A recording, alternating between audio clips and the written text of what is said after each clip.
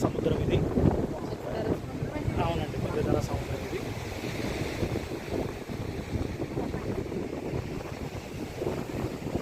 ప్రేమ సహోదరులారా, మీ అందరికీ వందనాలు.